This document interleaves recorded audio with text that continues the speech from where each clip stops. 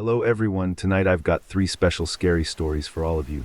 So before that, make sure to like the video and subscribe to Creepy Sinister, and don't forget to comment below and tell me where you're from and what time you're watching. Now get comfortable and let's begin. Story 1. This happened during my overnight shift at a metropolitan hospital. Everyone was afraid of what was outside, but my fear came from inside my own house. I was 24 at the time, working as a transport aide at one of the biggest hospitals in the city. It was the kind of place that never really slept, but after midnight it felt like a different world. The hallways were quieter, the lights dimmer, and most of the staff looked half awake. I had been there almost a year, long enough to know which floors stayed busy and which ones felt abandoned after hours. My job was simple. I moved patients between departments, usually late discharges or transfers to imaging. Most nights were boring, which I preferred. I'd put in one earbud, keep the volume low, and push stretchers through long halls that smelled like disinfectant and old coffee. That night started the same way, with nothing unusual at all. A little after 1 a.m., a nurse at the end of the surgical wing asked me to take a patient down to radiology. The patient was already asleep, wrapped tight in a thin blanket, monitors softly beeping. Radiology was 2 floors below ground, and the elevators were the fastest way there. I nodded, signed the clipboard, and started toward the service elevators at the back of the wing. Those elevators were older than the rest of the building. The panels were scratched up and the buttons took a firm press. I'd used them dozens of times before, so I didn't think twice when I rolled the stretcher inside and hit the button for sub-basement 2. The doors slid shut with a tired metal groan, and the elevator began to descend. At first, everything felt normal. The car hummed, the numbers above the door changed slowly, and I leaned back against the wall, half zoned out. Then the elevator jolted hard enough to make the stretcher wheels squeak. It stopped suddenly, lights flickering once before settling. I looked up at the panel, confused. We hadn't reached sub-basement 2 yet. The display didn't show a number at all. It was just blank. Before I could press anything, the doors slid open on their own. What waited outside wasn't a normal hospital floor. The hallway was narrow and stretched farther than I could see, lit by weak yellow lights that buzzed softly. The walls were the same dull green as the rest of the hospital, but they looked older, stained in places like they hadn't been cleaned in years. There were no signs, no room numbers, and no windows, just a long, empty corridor. I stayed inside the elevator, staring out, convinced it was some kind of maintenance level. Hospitals were full of strange back areas most people never saw. Still, something felt off. This floor wasn't listed on the panel. I leaned forward and pressed the door close button. Nothing happened. I pressed it again, harder this time. The doors didn't move. Behind me, the patient shifted slightly in their sleep, and the monitor gave a quiet beep. The sound echoed down the hallway in a way that made my stomach tighten. I tried the button for sub-basement 2 again. Still nothing. That's when I noticed the smell. It wasn't the usual clean, sharp hospital scent. It was damp, like old concrete after rain, mixed with something metallic. I told myself the elevator had just stopped at a service level by mistake, a glitch. I'd call maintenance and be on my way. I grabbed my radio and pressed the button. All I got was static. No voices, no response, just a low hiss. My phone had no signal either, which wasn't unusual underground, but it didn't help. I didn't want to leave the patient alone in the elevator, but I also didn't want to just stand there. After a few seconds of hesitation, I stepped out into the hallway, keeping one hand on the stretcher. The floor felt colder than the elevator, and my footsteps sounded too loud. I walked a few feet out and looked both ways. The corridor only went straight, no turns, no intersections. As I stood there, the elevator doors slid shut behind me without warning. I spun around and rushed back, jamming my fingers into the seam as the doors closed. They didn't budge. The elevator was gone, and I was standing alone in that hallway. For a moment, I just stood there, heart pounding. I tried to stay calm. Elevators malfunctioned. Someone would notice I was missing. I told myself that over and over, but the silence made it hard to believe. I started walking, pushing the stretcher slowly. The lights overhead flickered in an uneven rhythm, some brighter than others. Every few yards there were closed metal doors set into the walls, all identical. No labels, no windows. I tried one of the handles, locked. As I moved farther down the corridor, I realized something else was wrong. The hallway felt longer than it should have been. Hospitals were built with efficiency in mind. This place felt endless, like it was stretching as I moved through it. I checked my watch. It read 1:37 a.m. I remember that clearly because my hands were shaking as I looked at it. I tried my radio again. Still nothing. That's when I heard footsteps. They were faint at first, coming from somewhere ahead of me. Slow, deliberate. I stopped walking and held my breath. The footsteps stopped too. I waited, listening. The lights buzzed softly. The patient's monitor beeped in a steady rhythm. After a few seconds, the footsteps started again, closer this time. I called out, my voice echoing down the corridor. I asked if anyone was there, if this was a maintenance level. My words vanished into the distance, unanswered. The footsteps didn't stop. I started moving again, faster now, pushing the stretcher with more force. The sound followed me, always just out of sight. I never saw anyone, but I could tell they were matching my pace. I passed another set of doors, then another, all locked, all identical. My chest felt tight, like the air itself was heavier down there. I kept thinking about the elevator, about how it had opened on a floor that didn't exist. Then I noticed something that made my blood run cold. There were marks on the floor, long, dark scuffs, like something heavy had been dragged along the hallway. They ran in the same direction I was going. Some of them disappeared under the stretcher wheels as I rolled over them. The footsteps were closer now. I could hear the slight scrape of shoes against concrete. I didn't turn around. I was afraid that if I did, whatever was behind me would be right there. Up ahead, I saw a doorway standing open. It was the first open door I'd seen. Light spilled out from inside, brighter than the hallway lights. I didn't think, I just pushed the stretcher toward it.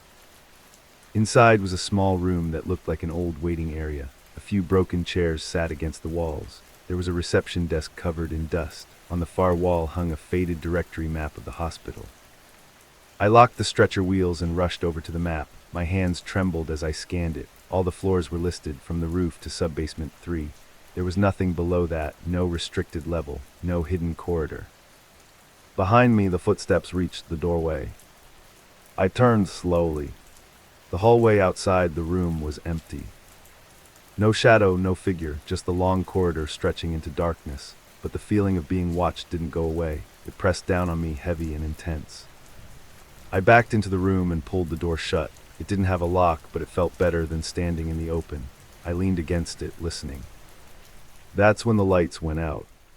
The room dropped into complete darkness. The only sound was my own breathing and the soft beeping from the patient's monitor, which somehow still worked. The beeping echoed in the dark, too loud, too steady. In that blackness, I heard something else. Breathing. It wasn't coming from the patient. It was slow and deep, right outside the door.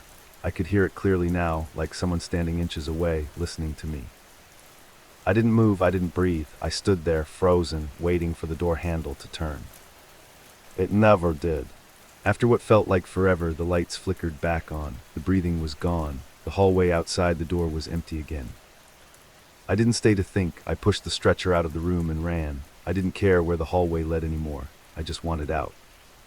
As I ran, the walls around me seemed to change. The stains grew darker, the lights dimmer, the air colder. The footsteps came back, louder now, no longer hiding. Then, without warning, I was at the elevator. It stood there with its doors open, lights on like nothing had happened. I didn't question it. I shoved the stretcher inside and slammed my finger on the button for sub-basement 2. The doors closed immediately. The elevator moved, smooth and silent this time. When the doors opened again, I was back in the familiar radiology hallway. Bright lights, clean floors, normal sounds. A nurse looked up at me, confused. She asked where I'd been. According to her, I'd been gone for almost 40 minutes. I didn't tell anyone what really happened. I finished my shift in a daze and went home as soon as it ended. The next day, I asked maintenance about the elevator. They said there were no issues reported and no restricted floor below sub-basement 3. I quit that job a week later. Even now, years later, I still dream about that hallway. Sometimes in the dream, I never find the elevator again. And every time I wake up, I swear I can still hear slow footsteps following me, somewhere just out of sight. Story 2. It was the first night in the emergency room I spent completely alone. I thought the silence would be peaceful, until I realized it wasn't silence at all. I was 27 at the time, living in a small apartment outside Columbus, Ohio, and I drove myself to the ER just after midnight because of a tight pain in my chest that wouldn't go away. It wasn't sharp, just heavy, like someone had placed a hand right over my heart and refused to lift it. I told myself it was probably anxiety, but I'd ignored enough warning signs in my life to know better than to brush this off. The parking lot was almost empty, and the automatic doors opened with a tired sigh, like the building itself didn't want to be awake. Inside, the emergency room felt frozen in time. The fluorescent lights hummed softly, and the waiting area smelled like disinfectant and stale coffee. A security guard nodded at me from behind a desk, barely looking up from his phone. The triage desk was empty, so I rang the little bell and waited, listening to the distant beeping of monitors somewhere behind the double doors. Eventually, a nurse came out, took my vitals, and handed me a clipboard with intake paperwork. I filled out the forms myself, leaning against the counter because the chairs made my chest feel tighter. Name, date of birth, emergency contact, current symptoms. I wrote everything carefully, double-checking my spelling like I always do. When I finished, I handed it back to the nurse, who glanced at it and told me to take a seat. She said they were backed up and it might be a while, but that didn't surprise me at that hour.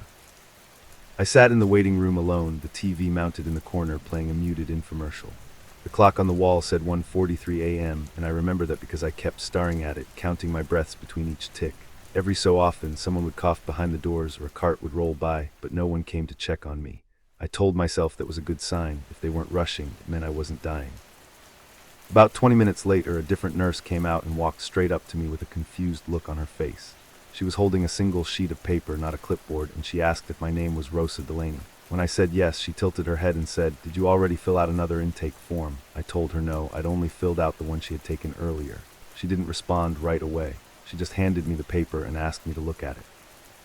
It was an intake form, my intake form. My full name was written at the top in block letters, along with my date of birth and address, all correct. The symptoms listed were exactly what I was feeling, right down to the pressure in my chest and the shortness of breath, but the handwriting wasn't mine, and the timestamp printed in the corner said 2:15 a.m., which hadn't happened yet.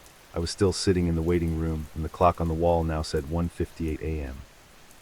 I felt my stomach drop as I flipped the page over, expecting more answers but finding nothing. The nurse watched my face closely, then told me she'd be right back and disappeared behind the doors. I tried to convince myself it was a clerical error, maybe something printed automatically by the system, but I knew how intake worked. I had just done it myself, and no one had taken this information from me again. As I sat there, I noticed something else that made my skin crawl. Under the symptoms section, there was a small box labeled Additional Notes. Inside it was a single sentence written in the same unfamiliar handwriting. It said, "Patient reports worsening pain and dizziness while waiting." I hadn't told anyone that, but as I read it, the room started to tilt, and the pressure in my chest grew heavier, like my body was catching up to the paper. By the time the nurse came back, my hands were shaking. She told me they were taking me back immediately, her voice calm but urgent. As she helped me stand, I glanced at the clock again. It read 2:12 a.m., 3 minutes before the timestamp on the form. I wanted to ask her where the paper came from, who filled it out, but the words wouldn't come. All I could think about was how the form already knew what was about to happen to me. They hooked me up to monitors and ran tests, and eventually the pain started to ease. The doctor told me it wasn't a heart attack, just a dangerous spike in blood pressure combined with stress. I was discharged a few hours later, shaken but alive. Before I left, I asked about the extra intake form. No one could find it. It wasn't scanned into the system, and it wasn't in the trash. The nurse I described didn't remember handing it to me. I still think about that night more than I should. I think about how the form knew my symptoms would get worse before I felt them, and how it existed just minutes ahead of me. I've been back to that ER once since then, for something minor, and I looked at every clipboard and printer I passed. I never saw my name again. But sometimes when I feel that same pressure in my chest, I wonder if somewhere in that building, another form is already waiting for me, filled out in handwriting that isn't mine. Story 3. Back in the ICU, monitor kept saying my thoughts. I worked the night shift at a gas station. I used to think the scariest thing I'd see was a drunk customer. I was wrong. I was in my mid-20s at the time, and life felt like it was stuck in neutral. I worked nights because it paid a little more, and because I didn't really have anything pulling me into a normal schedule. My Uncle Mark was the closest thing I had to a father, and when he landed in the ICU after a sudden stroke, I started visiting him every night after my shift. The hospital was a regional medical center about 20 minutes from the gas station, and at that hour it always felt half asleep, like it was holding its breath. The ICU was nothing like the rest of the hospital. The lights were dimmer, the hallways quieter, and everything smelled sharply clean, almost metallic. My uncle was in a patient bay separated by thin curtains, surrounded by machines that hummed and beeped in steady rhythms. Most nights he was unconscious, breathing through a ventilator, his chest rising and falling in a slow, mechanical way. I'd sit in the chair beside his bed, scrolling on my phone, talking to him quietly even though I didn't know if he could hear me. On this particular night, I got there a little after 1 a.m. The nurse on duty nodded at me and said I could stay as long as I wanted, as long as I kept my voice down. I remember noticing how empty the unit felt. The A few bays were occupied, but most of the curtains were pulled back, beds waiting for patients who hadn't arrived yet. It made every sound feel louder, even the soft squeak of my shoes on the floor. I sat down next to my uncle and watched the monitors out of habit. His heart rate was steady, the green line rising and falling like it should. There was another monitor mounted a little higher up, one that tracked other vitals, and that was the one that started acting strange. At first, it just beeped slightly off rhythm, like it was lagging behind the others. I didn't think much of it because machines glitch all the time. As I sat there, my mind wandered. I was thinking about how tired I was, how I still smelled like stale coffee and gasoline from work. I remember clearly thinking, I need to get out of here early tomorrow. Right as that thought formed, the monitor let out a single, sharp beep, louder than the rest. The screen flickered for half a second, then went back to normal. I frowned, but brushed it off as coincidence. A few minutes later, I thought about my uncle. I wondered if he was scared, trapped somewhere in his own head, unable to move or speak. Almost immediately, the monitor beeped twice in quick succession. Not an alarm, just two distinct beeps like punctuation. I felt a small knot form in my stomach, but again I told myself it was nothing. Hospitals are full of noises, and when you're tired, your brain looks for patterns that aren't there. The longer I stayed, the harder it became to ignore. Every time a clear sentence formed in my head, the monitor reacted. When my thoughts were scattered or vague, it stayed quiet. When I thought something specific, something complete, it responded with beeps that matched the rhythm of the words in my mind. Short thought, short beep. Longer thought, a longer sequence. I stopped scrolling on my phone and just sat there, staring at the screen. I tested it, telling myself I was being ridiculous. In my head, I thought, this is just a broken machine. The monitor beeped 4 times, evenly spaced. My heart started pounding and I could feel it in my ears. I thought about the nurse standing at the desk down the hall, and the monitor let out a single beep like it was acknowledging the idea. My hands felt cold, even though the room was warm. I finally stood up and stepped into the hallway, trying to put some distance between myself and the bay. The beeping didn't follow me, and that almost made it worse. It meant the sound wasn't just echoing or traveling, it was tied to that specific monitor. I walked over to the nurse and told her one of the machines in my uncle's bay was acting weird. She sighed, the tired kind of sigh you hear from people who work nights, and said she'd check it out. We walked back together, and as soon as she stepped inside the bay, the monitor went completely normal. No lag, no odd beeps, just steady, expected sounds. The nurse looked at me like she thought I was imagining things. She adjusted a cable, tapped the screen, and said everything looked fine. I nodded, embarrassed, and said maybe I was just tired. After she left, I sat back down, telling myself to calm down. I focused on my breathing, on the feel of the chair beneath me. For a while, nothing happened. The monitor stayed quiet unless it was supposed to beep. I almost convinced myself the whole thing was stress getting to me. Then I thought I should leave soon. The monitor responded instantly. A long beep followed by 2 short ones. It was different from before, more deliberate. I felt a wave of panic wash over me and my mouth went dry. I didn't even want to think anymore, but thoughts kept coming uninvited. Stop, I thought. The monitor beeped once, sharp and loud, like a warning.